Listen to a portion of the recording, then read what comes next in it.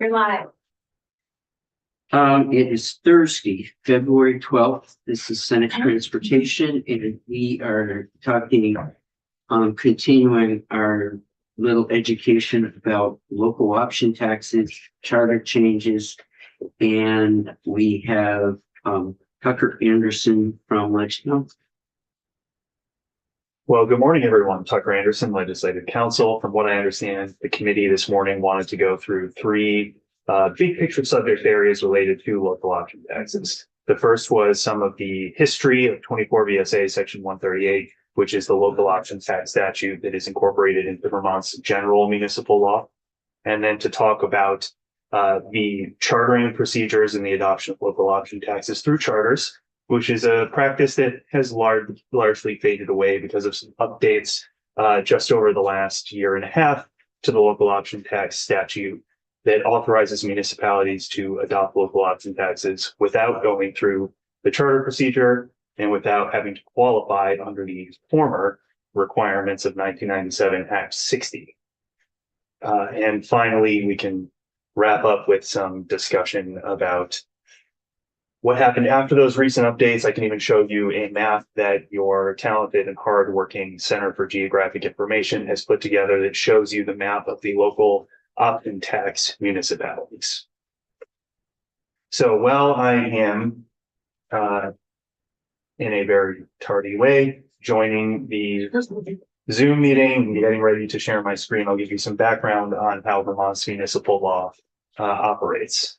So in the legal hierarchy in our state under the Vermont Constitution, the General Assembly controls all of the powers that a municipal corporation has. Dylan's rule. That is correct, although we will get to Dylan's rule in about 90 seconds.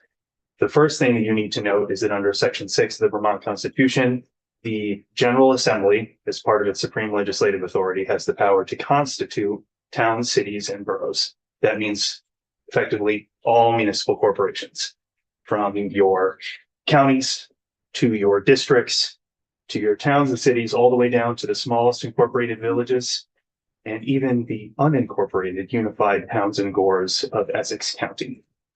So Just Essex County. just Essex County, that's where the UTGs are. There are other gores that exist, but the unified towns and gores are just in Isn't there at least one or two in the south? Like There are. Bennington They're or, not. I live about 5 minutes from a gore that's actually well, in the but middle of the that's a state. fuel score, Yes. but in the south, it was like Glastonbury. And there's one right next to Wilmington, which might be what you're talking What's the about. difference between a GOR and a unified? The unified gores have a unified governmental body called the Board of Governors. And the Board of Governors operates all of their quasi-municipal government administration, whereas all the other gores are assigned an individual supervisor by the governor. An individual supervisor. That is correct. How many of those are there? 3. Three. Which, And they're gonna have to pay we local. know any of them? You should have all. Lewis or Ferdinand? Lewis and Ferdinand are part of the UTGs, I believe. Yeah. So that there's a contact for every entity, I guess. Yes, it allows for property tax to be collected. Oh, there we go. It's not a, hi, how are you? It's give us a reminder. No, there are Okay. basically no municipal services. It is just an individual who is there to assess property. Okay. Taxman. Right. There are some things that are universal, Yeah. death and taxes. Yes, and land that becomes municipalities. So within that, there's also the power to grant charters of incorporation in Section 6, subject to Section 69 of the Vermont Constitution, which was adopted in 1937. And under Section 69, the state retains the authority to, through special law, incorporate individual municipal corporations. There's actually a list of what is known as private eleemosynary corporations that follow municipal government. In Section 69, the General Assembly retained the authority to create those corporations through special law as well. So what is a special law? Special law impacts one individual entity, and you refer to them colloquially as charters. So that is where the chartering authority that the General Assembly has is retained, is in section 69. Now, started by saying all of the power that municipal corporations exercise has to come through this branch of government. That is because you sit in a position of patronage and control. That's the phrase that the Constitution uses over those municipal corporations. And county and local governments are granted zero authority or power under the Vermont Constitution, which means they are purely creatures of statute. Every single shred of authority that a municipal corporation has or exercises comes through the passage of an act by this branch of government. And because of that, we are a pure Dillon's Rule state. And the Supreme Court of Vermont has adopted Dillon's Rule in its strictest sense, stating that municipal corporations only have those powers that are expressly granted by the terms of an act of the General Assembly or that are inherent as part of that delegated authority. There is this phrase that is used in Dillon's Rule as well, which is that because you have the authority to abridge the authority of a municipal corporation, you also have the supreme authority, not only to create and amend, but also to destroy. You breathe life into the municipal corporation and steal that life back. And if the legislature was capable of so great a folly, you could wipe all of the municipal corporations off from that with a single swipe of the legislative pen. That is all part of the decision by Justice John Forrest Dillon. It was later incorporated into his treatise on municipal corporations. All right, so that's the scope of your authority. Taxing authority at the local level has to be delegated by the General Assembly. It has to be sufficiently express and specific in order for it to survive judicial scrutiny under Dillon's Rule. As a component of local taxing authority, the General Assembly created 24 VSA Section 138, delegating to a limited subset of municipalities in 1997, Act 60, the authority to adopt a 1% local option tax. There were qualifications built into 24 VSA Section 138, and this was referred to as the gold tenants. There were approximately 50 to 60 qualifying municipalities at the time. They were granted discretionary authority because of tax impacts under Act 60 at the local level to adopt a 1% local option tax on rooms and meals, alcoholic beverages, sales. And I believe that's it, but we'll pull up 24 VSA 115. That is it. Sales, meals, alcoholic beverages, and a 1% rooms tax. Now, they could choose all three, or they could choose just one, but that was the entire scope of their authority. Procedurally, at the local level, this had to be proposed first by the legislative body of the municipality, and then it had to be approved at an annual or special meeting by the voters of the municipality. The voters had to consent to the application of the tax. Once that happened, the towns that qualified under the statute would certify to the Department of Taxes that the vote had been approved, that the local option tax is going to be implemented, and 90 days, or at the beginning of the next quarter, and at a minimum 90 days from the date of the vote, the Department of Taxes would start collecting and administering the local option tax on the behalf of the municipality. There is a split built into the statute. It's a 70-30 split. 70% of the income derived from the tax, the revenue, CJFO in the back of the room, so I have to be careful with my terms, goes to the municipality. 30% goes to the pilot cost, payment in lieu of taxes. I'm sure that you're all intimately familiar with this process by now. As you all likely know as well, there is a separate process set aside in 24 VSA Section 138 for the collection and administration of tax on aviation jet fuel. And if you have questions about that, I saw Damien's head pick up in the back. I'm sure that he'd be happy to talk you through the use of the revenue from the tax on aviation jet fuel.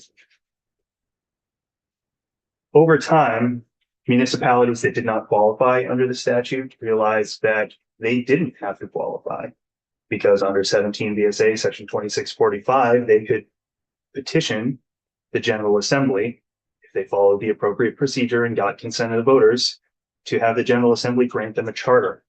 It would include a local option tax. The reason that this works legally is that as a special law, the charter is both more specific and later enacted and therefore controls over the provisions of general law.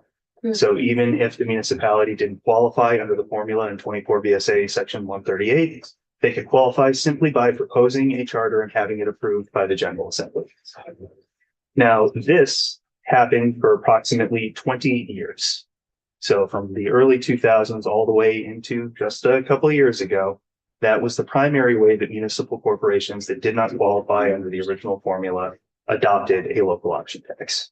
And to this day, if you were to do a search for local option tax in the Title 24 Appendix database on the legislative website, you would find that, yes, many of these chartered municipal corporations adopted their charter specifically to get a local option tax.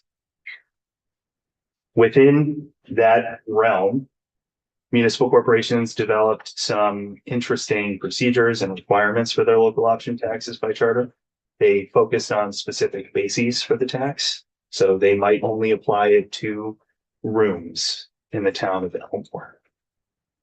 They might apply it to all three, but dedicate the revenue that they receive, the 70% share, to a specific fund.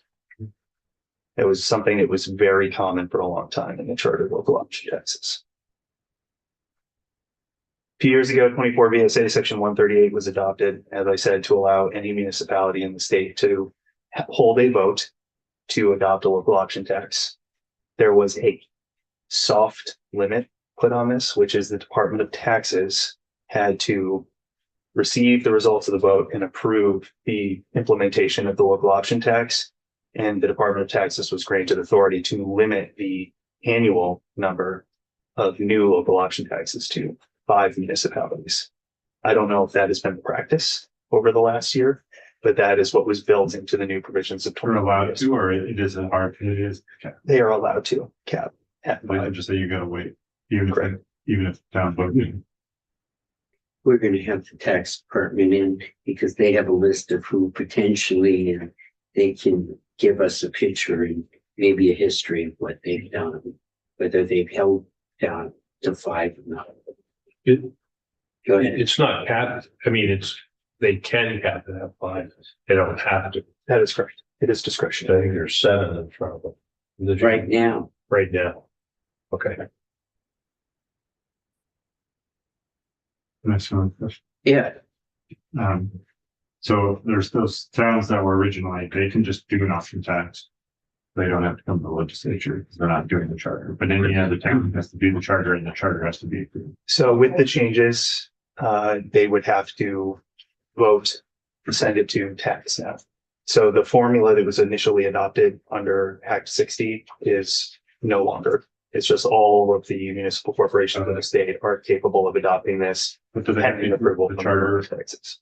just the Department of Taxes, not the legislature? Correct. But it's unlike other charter changes that need our approval. So 138 says, They're not even charter changes at all. They're just local votes to approve the enforcement of a local option tax But that for then those- gets certified to for those towns, but for the other towns, for the other towns, all the thousands. but isn't it a charter change? Not sure. It's general authority. except for Except for if they want to do. Rutland and Burlington. Well, they're golden. So what we're starting to get into is the confusion about the overlap of charters and the general law. Yeah, Any municipal corporation in the state under 24 VSA section 138 right now can adopt a local option tax under the general procedures. Now, there are municipalities that have language in their charters that is more specific, and they would have to amend their charters if they were going to deviate from those more specific procedures, dedication of funds, or expand the bases beyond what is specifically dictated in their charter. And Rutland, Burlington both have local option tax provisions in their charters. to allow, and And, it specifically Burlington, we heard, is above the 1% on quite a number of things. Mhm. There are a handful of special taxing provisions that are built into the Burlington Charter, and I'd be happy to send those to the committee, but they have some discretionary fee and tax provisions that other charter municipalities do not I have. only bring that up because as other communities begin to consider that without some order to all of this, I think it becomes hard to say, well, you're doing a charter change instead of living underneath the general law, when we already have communities that are already outside of that. So if you're going to be consistent, how do you say no to one and unless we start to create some order of this before too many more get started? That's just that's for to throw it out there. The policy minds at the table. Yes. The last municipality that I'm aware of that proposed a charter to increase the local option tax beyond the 1% was the city of South Burlington. And that was 2018, 2019, something like that. They passed the charter proposal, but it did not move through the House. Go ahead. So can you talk more about the restrictions in Act 144? Like, does it say you can only do certain taxes and up to a certain amount? You're talking about the changes to the general local option tax? Yes, yes. So provisions. what's available to municipalities currently? The same basis that was in Act 60. So they can adopt a 1% sales tax, 1% meals and alcoholic beverages tax, and 1% rooms tax. So it's only 1%. The shift was really procedurally. Okay, You no longer had to qualify under the calculations for 1997 through 1999, depending on fiscal impacts or impacts on the tax base from Act 60. Now it's just open to any municipal corporation. okay. So if a municipality wanted to do a higher level, a larger tax, That is not contemplated by Section 1. okay, and then they would need a charter, which is what we heard Burlington do. Which Burlington already has. Right. Is that the only option to do a charter? Could they also just say, we could pass a law, obviously, You could, yes, but there's no other way. correct. And we had a testimony that some had an option tax on entertainment or amusement, I think they call it. So that might be another reference to fee authority that is built into the city of Burlington's charter. It wasn't, And- isn't there anything? Can't remember, but I wondered if it was a charter change, like they allowed it to do it on what they called amusement. So I'll talk about Burlington's, because that's what I'm familiar with the amusement, it's labeled as a tax, but it is in essence a permitting and licensing fee that is attached to certain privileges granted to businesses in the city. And the city of Burlington charter is interesting in that way because all of that authority is taken verbatim from general municipal law 24 VSA section 2291. It's available to all municipal corporations in the state, but they added in express tax fee making provisions into all of that authority that does not exist in the general law, at least under its express terms. Yeah, because in Ted's presentation, you have two towns that had something that was. Yeah, Rutland and Burlington. But that does over the head amusement and entertainment. Oh, he gave the list, but And some of language this is enough, so it takes me a couple of times to hear it. So, remember that with the charters, Dillon's rule is still going to control, and the terms that are used in those city charters and even in the general law is somewhat antiquated. And there could be questions about what's the scope of that authority when the term that is used is amusements and menageries and circuses. Does that extend to clubs? I don't know. Menageries anymore. I'll open a club and put a menagerie in the front window and And then are there restrictions on what towns can use the funding for? not in the general law. Okay, So some, like I said, some of the chartered municipalities in my time here, hearing a lot of testimony about it, it seems like that was a way to convince the voters Yeah. to vote for it, was to dedicate the local option tax funding to specific purposes. right. So Thank you. the general proposal that was put out on the table here, Damien drafted, and it says specific that the monies can't be used for education. Is that so? I think there's a freedom on the municipal side, but there is that restriction, and it got put in the language that got put on the table here specifically because we thought we were tracking what was existing. Is that correct? I would have to scan back through, which is what I'm doing right now, section 138 to see if there's a restriction on the use of the revenues beyond those that come from aviation jet fuel. Well, and I do have a question about aviation jet fuel, because the place that would produce any kind of real money is the Burlington Airport. It's owned by the city of Burlington, but it's in South Burlington. So just to be clear, the taxing authority under that is South Burlington or Burlington? South Burlington, because that's where the property is located, but there are restrictions to how that can be used. Because there's federal requirements. Anytime there's a tax or fee associated with airport grounds, that the money be reinvested into that specific operation. It can't go into general funds or enterprise funds outside of that property. And you are correct that in subsection D in 24 VSA section 138, there is a general restriction that the revenues that are acquired by the municipality be used for municipal services and not education expenditures. And you can also impose your own restrictions. Like I know Colchester did a local option tax, and any monies used have to be approved by the voters. Which is probably different than anything you've seen before, but yeah, we can't spend any of that money without voter approval.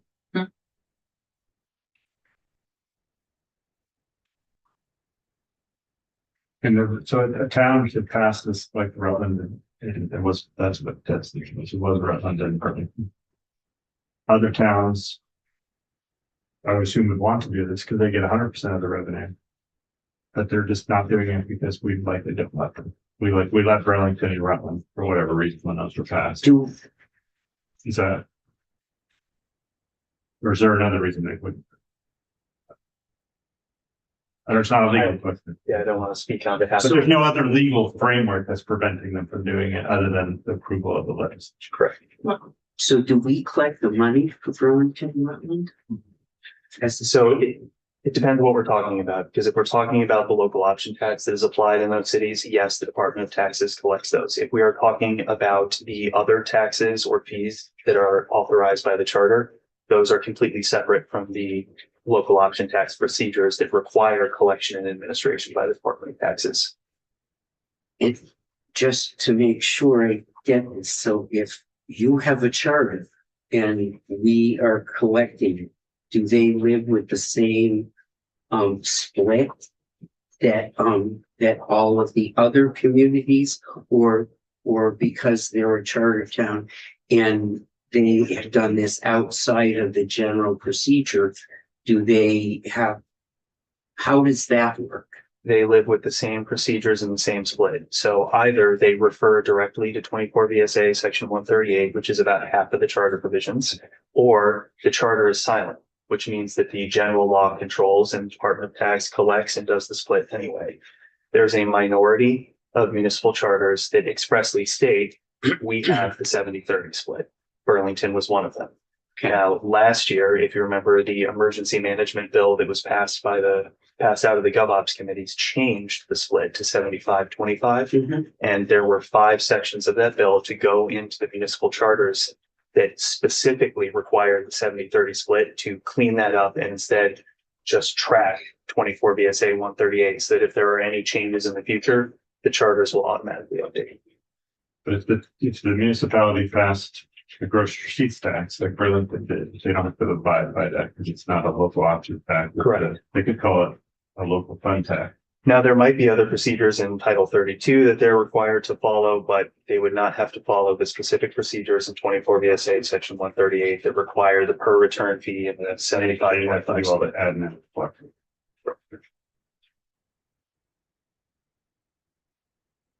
That money's remitted from the business that collects it directly to the municipality in that case, In the latter case. in the latter case. Yes.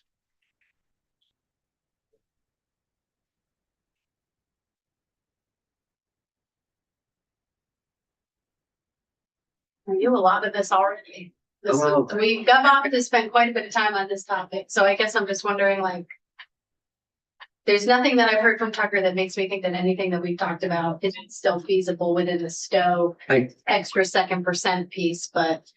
no, This is just kind of context. There's well, not specific- yes, there's 4 of us on the committee that don't sit on GovOps and haven't heard this before. Okay. So, and I think it's good that we are all on the same Okay. page and Just waiting for a That's the smoking same. gun that somehow we No. can't use them for transportation funds or something weird. This is what I guess. Yeah. So there's nothing like that. There's That's no. what smoking- Like, did you have an opportunity to review the language that Senator Westman has been working on related to the additional 2% being used for a split? Was there any concerns with the creation of that type of?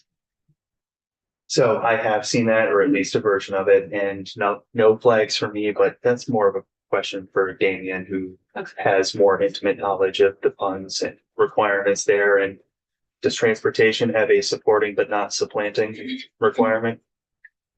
Oh, No, not that I'm aware of. Okay. So I just had to throw out the one phrase that I knew. it really is. It's just We context, I totally understand. understand that someone in GovOps would. You're at a different level than we are on this because we don't deal with this every day. Yeah. Go ahead. Do you know when that South Burlington effort to raise it over 1% was? It was 2018. I want to say there were a few tax proposals that came up around that time, raising to 2%, but there was also a proposed 5% tax on rental cars. Yeah. And both of those Together. were presented in House Ways and Means. And I don't believe As they were one charter. separate charter proposals. Yes, Neither. intentionally. Got up. I would just say Representative Haynes. Who wasn't a big fan of local options. The perspective that you're talking about for that particular member reflects the authority of the General Assembly, which is that all of this, even if it's being exercised by a subordinate unit of government like a municipality, is the state's taxing authority and the state's taxing capacity. So in my early days, that was the phrase that was used. You're giving away a piece of the General Assembly's taxing capacity. Go ahead. Thanks. So, it sounds like other towns, smaller towns would be able to promote a higher tax than the 1% or a different tax in a charter. Yes. It's a charter change. And it sounds like there are very few limits to that. I mean, what can be asked? Obviously, they have to go through a process. The hard limit is the US and Vermont constitutions, because the charter can hold all of the authority that this body is willing to delegate to the municipal corporation. So you could delegate the whole of your taxing authority as the General Assembly, provided you had sufficient guidance in that delegation of authority to the municipal corporation. So I'm just trying to think if there's possibility for a municipality to want to do something that would be in conflict of what we're proposing and what would happen in that case. I guess the legislature would have to figure it out. that's right, because the charter would still have to come through here, and you would have an opportunity, the General Assembly would have an opportunity to review the charter proposal and review the potential impacts on the state's general municipal laws. Okay. So, And I think in the changing from 70 to 30, but we're in the formula that we're dealing with the charter towns in that to make them comply with overall collection items. Where does the 70-30, it's set in statute on the first 1%, on this, if any town proposed a charter change with the second 1%, do we set that? It's ratio? 75-25. Yeah. I mean 75-25, correct. Do we set the say a 50-40-10 split? Who sets that? We do that when we get the charter and approve it. yes, for the charter and for the general law that we're talking about, 24 VSA 138. So if you were to propose the second percent, you could develop a different split. Okay. And it could be a different split for different towns. I mean, we have, I'm not suggesting that we be capricious, but we could be. Yes. Okay.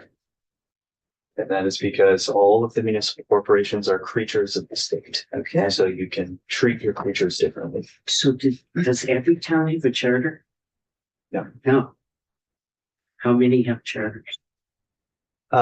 Close to 90 now. I haven't done a count recently, but yes, 90 of what you would consider to be your traditional municipal corporations. And then there's additional water districts, fire districts, utility districts. So out of 240 and change, 252.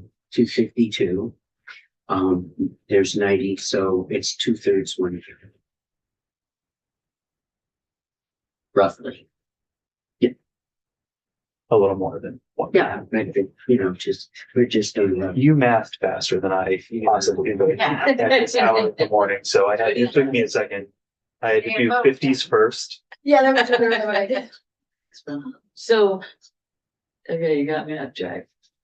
Yeah, but aren't some of the charters, some of the charters are more comprehensive than others. Yes.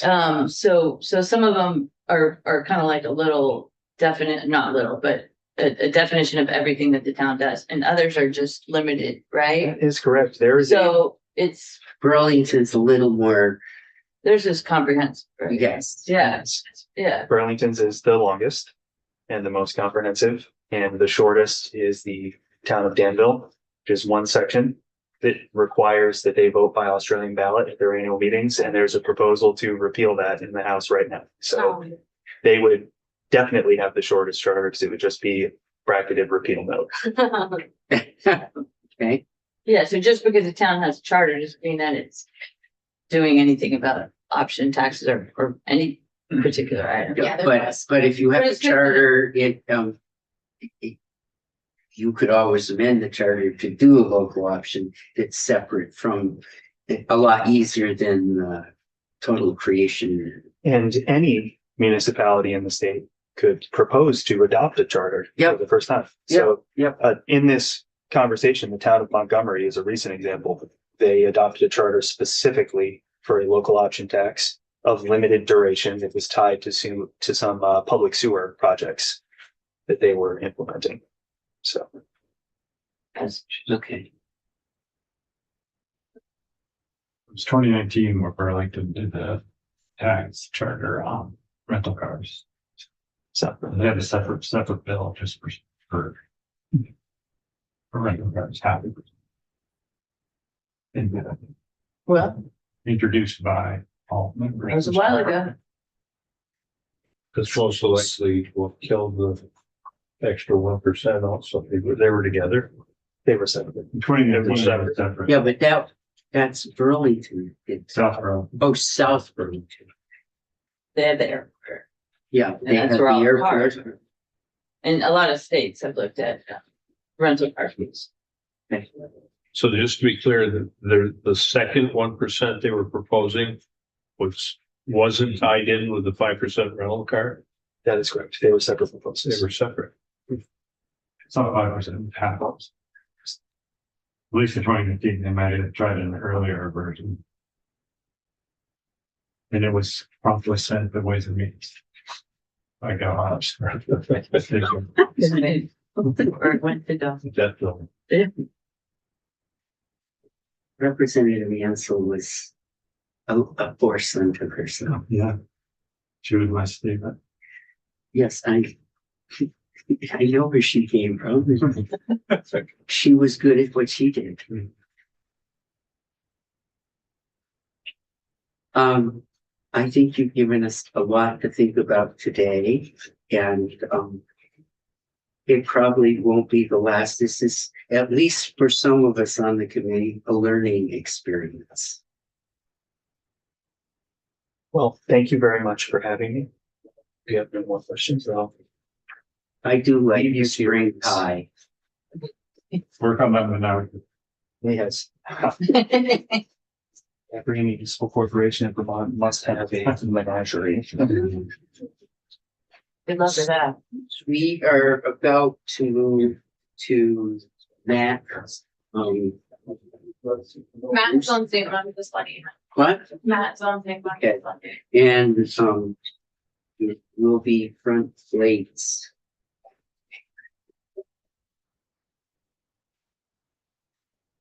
Matt, are you there?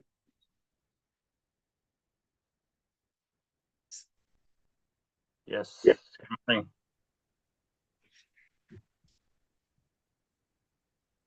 Good morning. Are we ready to go? Yep. All right. Sure. Matt Russo, Deputy Commissioner for DMV. And this is to talk about the front plates, the memo that we sent over yesterday.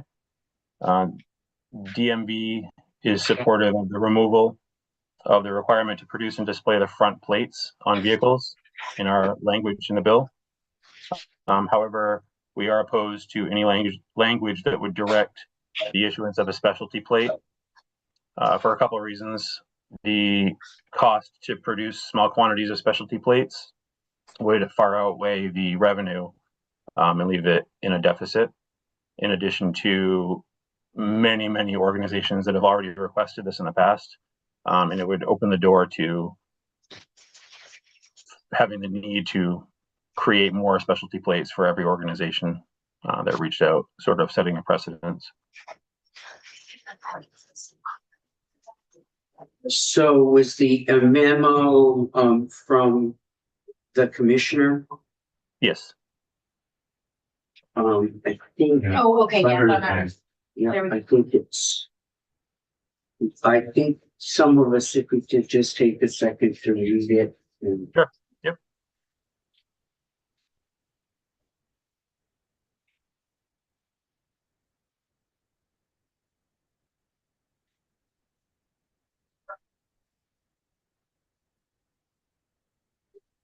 go ahead. Sure. Well, thank you so much, Matt, for being here and for the very succinct memo on this topic.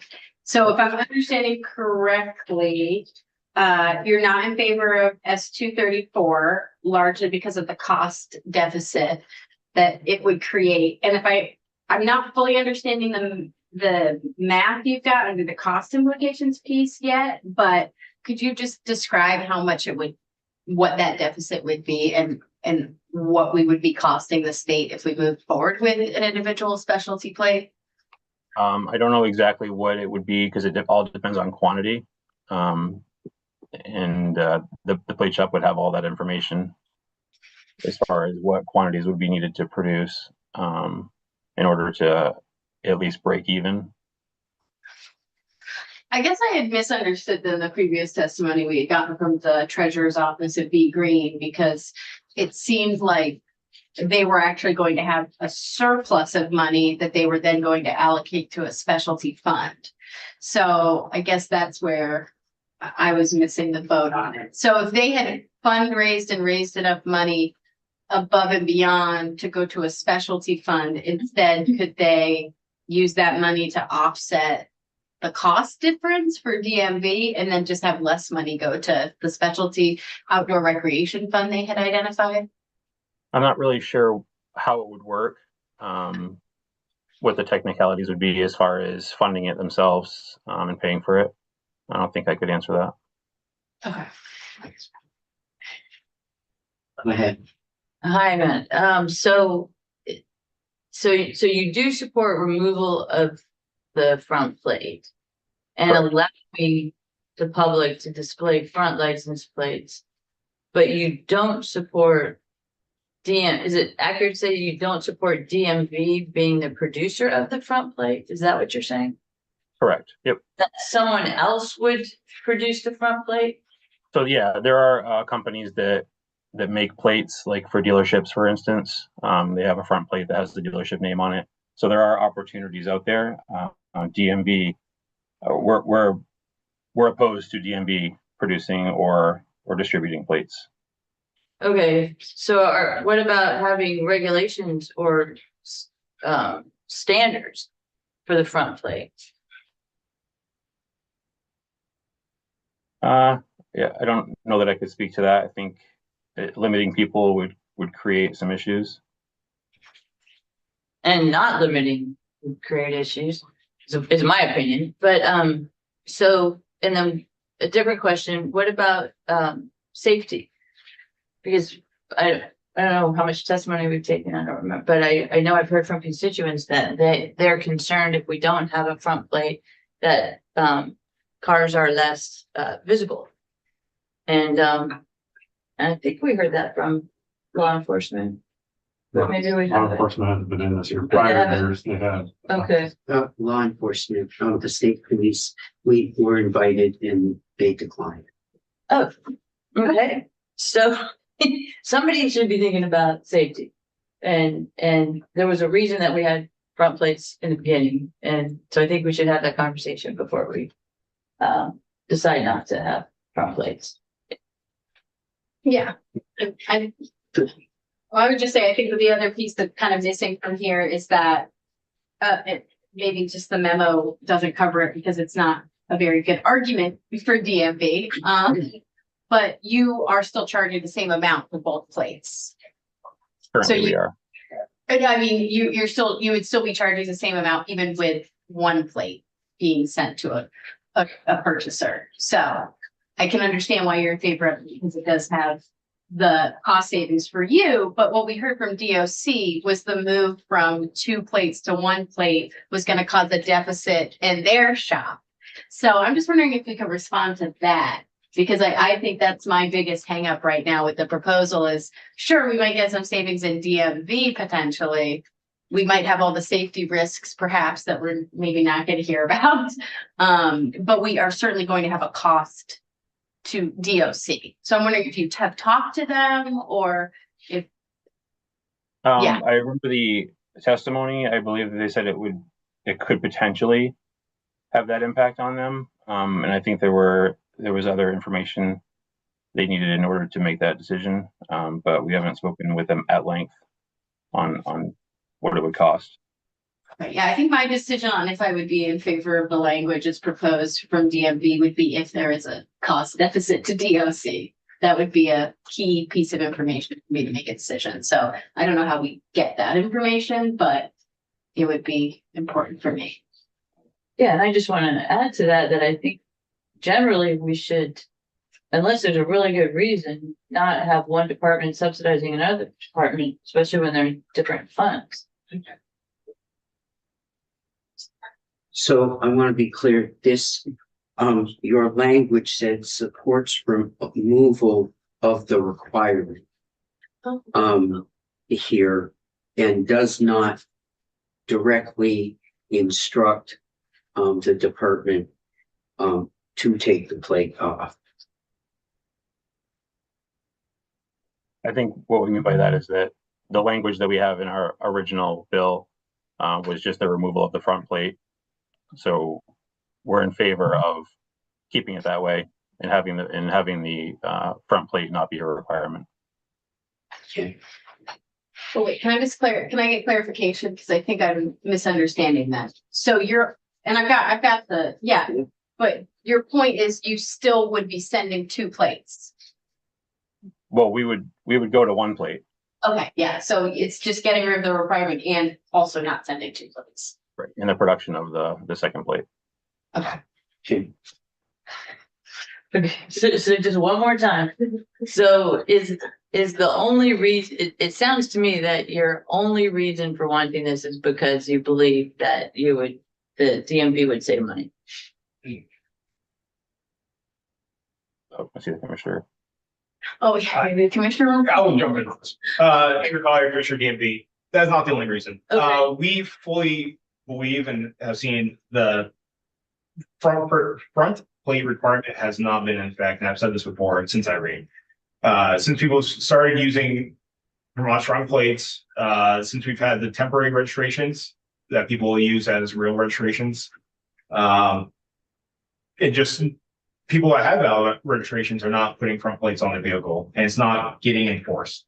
So I guess it leads around to this whole conversation of why are we forcing it when we have situations where Vermont Green can go out and produce their own license plate, get 100% of the profits, and sell that, and people can display that on the front of their vehicle. We think this is an excellent opportunity to leverage that. In respects to the safety piece, I've been in conversations with Ohio State Police. They have not seen any decrease in their enforcement or issues with it. They have obviously the speed tolls and all that. They don't have an issue with it. And then just here in Vermont, is I've reported on data before, we just don't stop or ticket for it for that violation. So it's a bunch of little different buckets. Obviously, we would recapture a little bit of revenue, but I think the bigger opening here is that it allows organizations to self-produce, sell, and collect their profits, and Vermonters can display differing front license plates. I would, I just have to say in this, for me, we've taken a lot of testimony from the Judicial Bureau and Terry Costones and about the drop of enforcement across the state. In almost, not every category, but almost every category. Speeding, cars registered, and not knowing where the state police are, it puts me in a place where I'm reluctant. Yeah. In this, and because I'm not sure we as a committee get the whole picture. So when we go through this section by section, I just have to get that out there when I talk to you about this. Yeah. I will say to the committee, when we started and we all had safety on our list, I'm a little bit at a loss on now we've got the figures that we've got about enforcement, about how we bring this up and what we do with the information that we collected.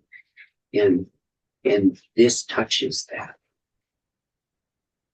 Yes, so I totally agree. And one of the differences between the state having the purview of the licenses or the license plates is that you have the vehicle ID on the license plate on the front, and that wouldn't happen if we had anybody able to produce license plates. So, and I recall when we were learning about the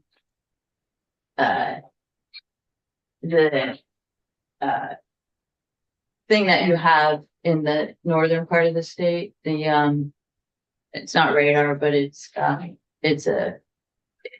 way to The way station. no the enforcement of the heavy trucks.